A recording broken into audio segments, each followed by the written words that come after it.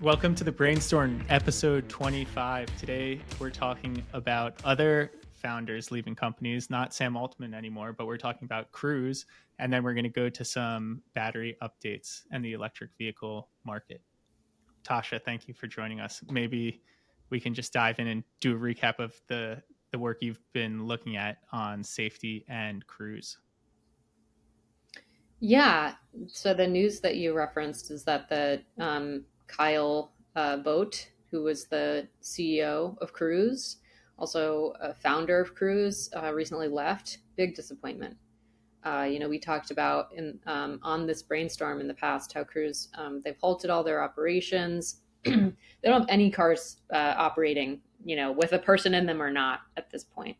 So it really seems dire, although still exists. I don't know what's in their future, so I'm disappointed. But this past week I tweeted out a chart that might explain what happened. So on Twitter, if you check it out, the adjusted million miles per crash on surface streets. That's what I'm calling the statistic. So what is it? Okay, it's like number of miles per crash. Why surface streets, or if you want to call it city streets, it's the same thing.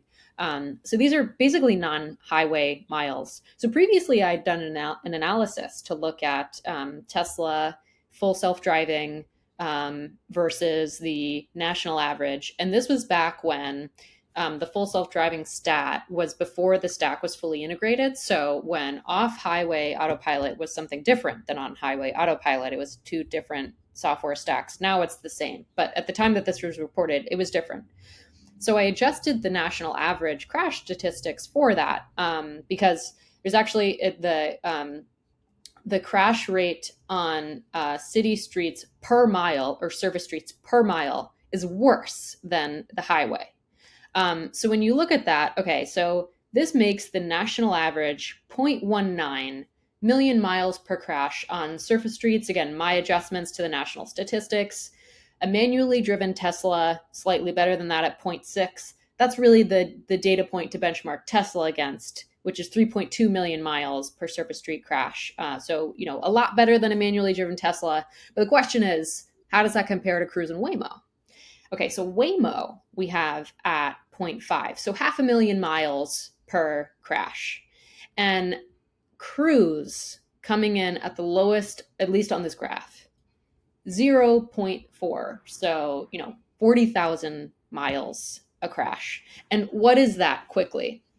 So the numbers that I took for Waymo and Grous are what the companies self-report as what is comparable to the national average. Because with an autonomous car, it's like you touch the thing and it could be an accident, right? So they adjust it to like what people actually report if they were driving these cars around on an everyday basis. Importantly, both these companies put out crash statistics report that make their cars look much better than I'm showing. And the reason is because they drill down and they say, no, we should look at, Grous says, hey, we should look at ride hailing in San Francisco. Let's get ride hail data for San Francisco specifically to where we drive. And in that case, our numbers look better than average. Waymo does the same thing. So they drill down to not necessarily ride hail, but driving data specific to Phoenix and California where they operate versus what they're doing. And they say, we're better than average. But, the thing is, Waymo, if you even compare on my stats, looks better than the national average here, adjusted for off-highway miles. But Grous is the lowest. So what does it show? So Grous was taking on more risk than Pierce. And, that's showing up in this horrible accident that they had where they dragged something like 20 feet. They're probably moving at a really slow speed in San Francisco when this happened, but it doesn't sound great. So it looks like what's happened. And I'm disappointed. Like I was rooting for Grous. Obviously, we talk about Tesla all the time, but Grous, Waymo, they actually got to market. So it was worth paying attention to. Grous was being really aggressive and expanding into other cities. And we were excited about that because we thought, well, they're being more aggressive than Waymo. Maybe they'll get to scale faster than Waymo. But sadly, seems to have come to an end as of now. And it's an interesting response, I guess, from management, and kind of shows the corporate versus startup mentality. In, they quickly halted everything nationwide. It wasn't like, hey, we can fix this quickly, here's an over the air update, like, let's keep going, this is safer, so we need to fight for it. Which seems like a pretty 180 response from what we've seen in the past with someone like Tesla. What do you make of that? Is that the right read into it, or is there something else going on?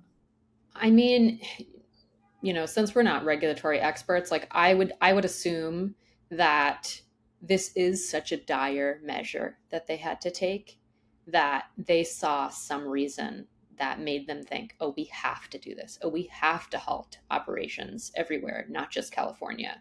And we have to halt operations even with human drivers in the car. Like, that's extreme. I don't think that they would do that unless they absolutely thought that they had to. So I would say, like, my personal guess is that yes, while they might be like more cautious with with GM as a parent, that in reality, they might have they felt like they had to do this because of the regulator conversations, which is unfortunate. What do you think this means now for Waymo and Tesla? Waymo's out there with their ride-hailing app in certain markets. Tesla has their FSD approach. So what do you think it means for both of these two companies? Great question. For Waymo, well, one out of the commercial operations, Waymo now looks the best. But I think, one secondary effect of this was Waymo had Cruise biting at their heels. Waymo launched commercially first, but Cruise started launching in a major city first, and then Waymo started expanding. Maybe they would have done that anyways, but maybe they saw, oh, Cruise is announcing all these cities. We've got to get moving. Let's get to LA. Let's launch San Francisco. So I think the sad thing is that, they no longer have that direct, very comparable competition. They definitely still have Tesla as a competitor, but Tesla hasn't launched a commercial service yet, to be fair. I do think that for both Waymo and Tesla, that Cruise kind of shows them, well, one, Waymo and Cruise both had to pave this path with regulators that Tesla hasn't gone through yet, because Tesla has like street legal cars that are in consumers' hands. It's not prototype cars with LiDAR and all these other sensors that need to be approved in order to even drive on public roads. They're consumer ready cars already. So they haven't gone through the same regulatory approval process, but they will have to go through an approval process if and when they launch ride hail, which we think they will. And you can find that in our Tesla evaluation blog. So, it paves somewhat the regulatory path for Tesla. Leaves a Waymo competitor at the wayside. Maybe sadly, Waymo doesn't have to move as fast now, and maybe doesn't even want to, because now they see there's like extra risk. But I think, look, I'm still confident that autonomous cars are the future of transportation, right? Autonomous electric cars, no question in my mind. But I think this is just like a sad hiccup that's happened along the way. Okay, Sam, let's move on to our next topic. A lot of noise out there about sodium ion batteries. Maybe set this up for us, help us understand why this is a different approach than what's out there in the market and what all the new news is about. Sure. So sodium ion is just a different chemistry for a battery. And I'll go into that more. But why is it making headlines now? You have CATL, who's a big Chinese battery manufacturer. They've been investing in sodium ion batteries and are starting to ramp up. Most recently, Northvolt, which is a European battery producer, put out a press release saying that they developed a state of the art sodium ion battery at a higher energy density than is typically the case. And so, all right, from the top here, what is energy density? It's the amount of energy, so watt hours or kilowatt hours, per unit of mass, so typically kilogram. And the trend in the battery industry from the very beginning will start with NMC. This is nickel, manganese, cobalt. And these were the highest energy density batteries. And if you went back, 7 years, this is what pretty much everyone was using. And the thought was, okay, everyone's going to keep on developing more and more energy dense nickel, manganese, cobalt batteries, and that's just going to be how EVs can compete against gas powered cars. And so everyone looks at this and they say, oh my goodness, like look at how much nickel this is going to use, look at how much cobalt this is going to use. That's going to be a huge problem. And then, you know, somewhat out of nowhere, if you weren't following along, there is another chemistry coming along called lithium iron phosphate. And so this got rid of the nickel and the cobalt. And so then all of a sudden, you know, people are like, oh, we don't have a nickel problem. We don't really have a cobalt problem anymore. But they say the problem with LFP was its lower energy density.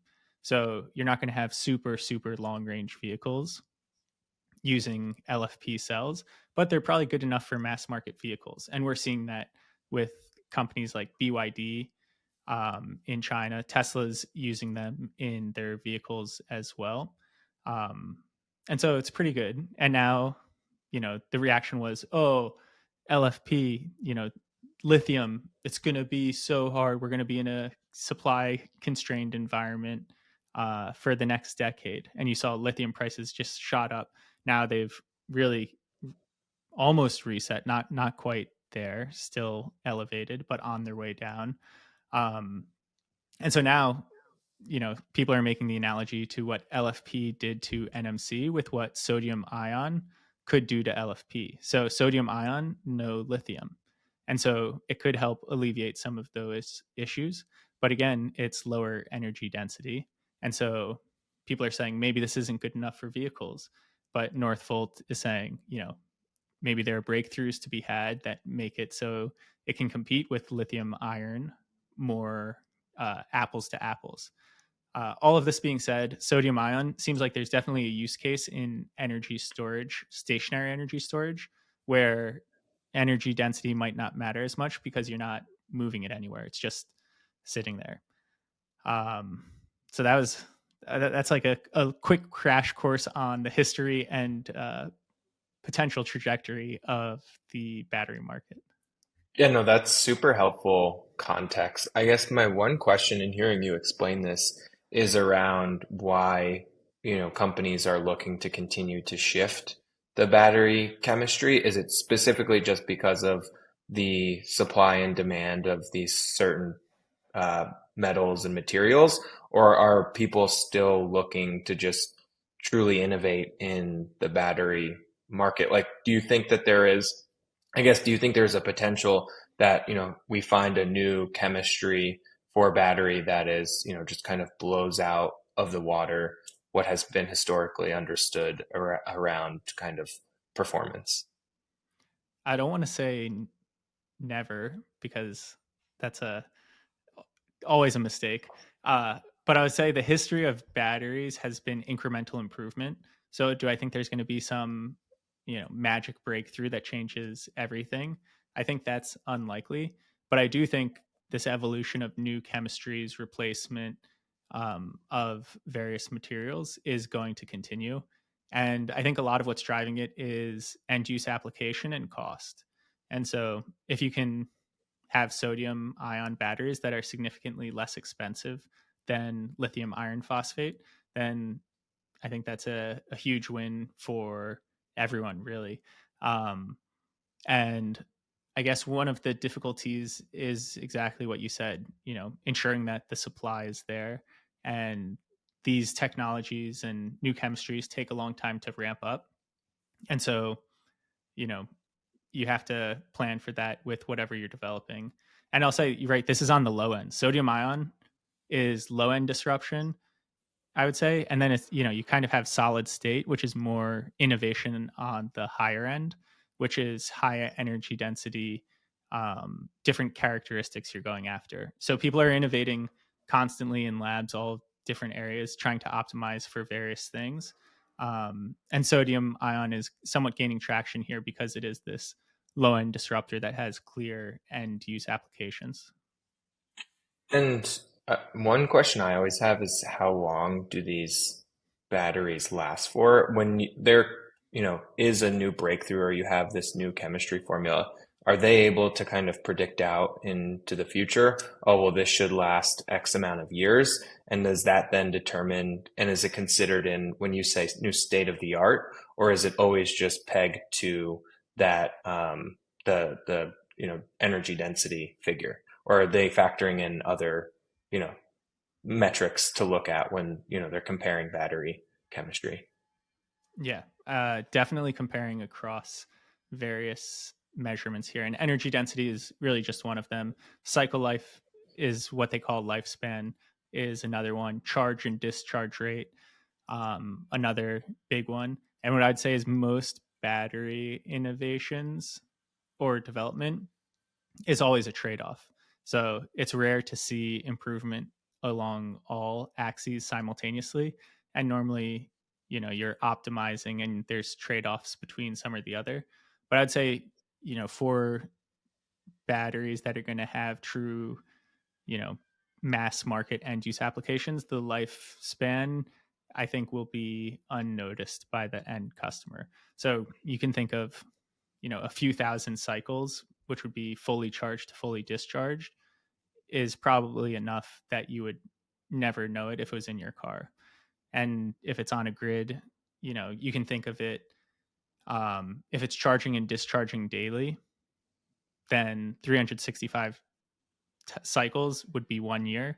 So you can think, 3,000 cycles or 4,000 cycles. That's a pretty decent lifespan that you'd get out of it and be able to fully kind of depreciate it. And where does I feel like we have to bring up Tesla here.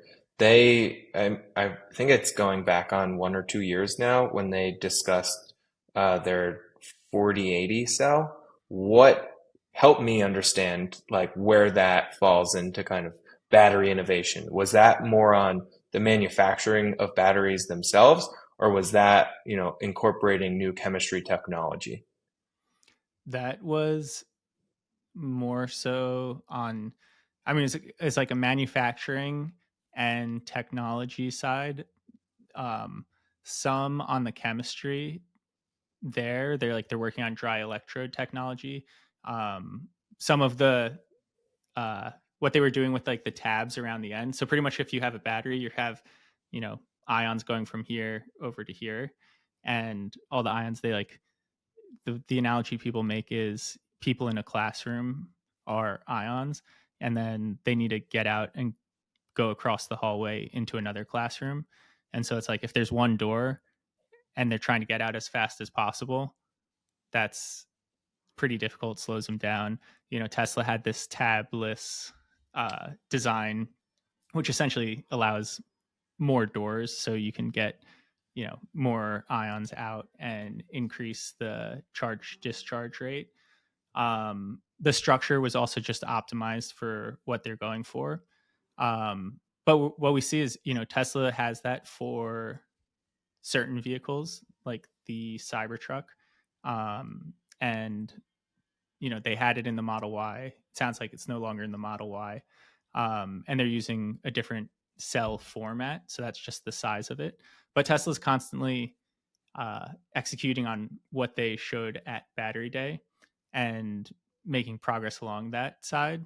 I would say on sodium ion, they actually have not shown much interest there. That's not to say they're not doing anything behind closed doors, but at least to date, what they've really done, uh, along with BYD, was just be an early adopter or a quick adopter of lithium iron phosphate, and Tesla's ability to optimize not just the battery, but the inverters and whole drivetrain efficiency means that they can use these less expensive cells and still get high performance vehicles.